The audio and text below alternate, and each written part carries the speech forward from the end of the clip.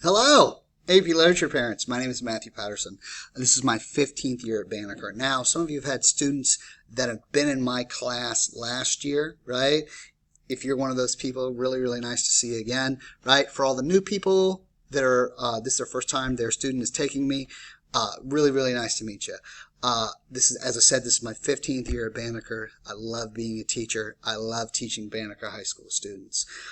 So basically these videos are going to be a way for me to talk to you about exactly what's happening this year. So I'm going to send these out once a week or so. That way you not only know the curriculum choices I'm doing, right, what we're about to read, what we just finished, right, and what's coming up, and as well as like any other information in terms of grading and anything else that comes up, right? I mean, unfortunately, right now the world is changing at warp speed, and this is just a way for me to try and keep you connected. I want to say before anything else, if you have any questions, my email address is pattersonim@fultonschools.org, right? I'm going to include my phone number if you want to send me a text message in the email, right? Please let me know. Think of me as a resource. So if you're having a hard time getting in touch with any of your other students, teachers, right? If you have any questions about what's happening in Banneker, let me know, and I'll be your advocate. So let's talk about AP Literature. Now, before we get there, I want to explain my teaching philosophy. It's real easy, right? I believe in culturally relevant, standard-based instruction. Now, for those of you that don't know, the state of Georgia has set a bunch of rules or guidelines about what we have to teach per year in all of the different subjects, right? So science has standards, so does math, et cetera, et cetera. So that's where we start, right? But you might say, hey, how are you doing it, right? Well, I believe in culturally relevant instruction, and here's what this means, right?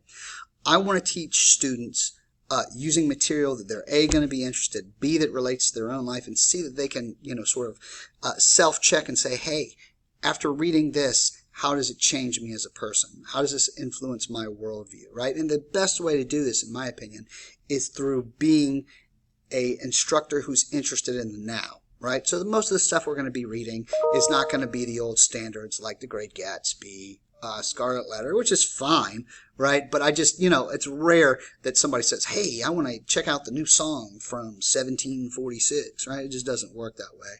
And so my class is full of the modern, full of the new, right? And that's hopefully a way that we can keep the students as engaged and interested as possible, right? So let's talk about my first couple units here, right? Number one, AP Literature is just the study of fiction and poetry, right, at a very, very high level, because it's called an AP classroom, advanced placement, right? The best part about AP exams is they allow the student, right, to take an exam at the end that can save them a ton of money for college, right? So it really, really makes it worth their while. Now, first thing we're doing is we're doing a short story, right? Like the typical, the unit that we're going to be talking about in terms of my entire year is we're going to go through writers of color, right? So the first unit we're going to be talking about is African-American female writers, right? And it's just going to be short stories from three of my favorite writers, who are three of the most important writers working now in the United States. Number one, Toni Cade Bambara. She's great, right? Two, ZZ Packer. She's from Atlanta, right? If you'll notice, there's a common theme here, a common thread. I like to do people from Atlanta, right? Or people that at least have some type of a foothold in the South, just simply because, that's the world we live in, and it's much easier to get the students' attention that way. So, a lot of people are like, whoa, why aren't you doing Shakespeare? Well, Shakespeare is written in the 1600s, right? There's a lot of things that are just as good as Shakespeare. They just don't have the kind of the Shakespeare imprimatur. But, we'll get into that later. So we're going to do ZZ Packer. We're going to do Toni Cade Bambara. We're going to do Zadie Smith, one of my absolute favorites. These are major, major African-American voices, right? And actually, Zadie Smith ends up being a British African, which is really, really interesting. So the first major read we're going to do, all right, and this is one of my favorite books. It's called An American Marriage, right? And don't worry, I'm going to have all this stuff uploaded online, so you don't have to buy anything, right? This particular book by Tayari Jones, she's awesome, right? It's set in Atlanta, right? So it's real easy for all of us to connect with. She's amazing, okay? It ends up being a love story, love triangle, right? And it, one of the settings is Cascade Road, so it's real interesting, real interesting. The next thing we're going to read, and I think your kids are really going to love this as well, is Kylie Reed. Okay, it's called Such a Fun Age. Basically, it's all about the racial struggles of a young African American woman, and lots of class consciousness things, lots of structural racism that we're going to be deconstructing. It's real interesting, right? I think your kids are really, really going to love it. So that's AP Literature in a few minutes.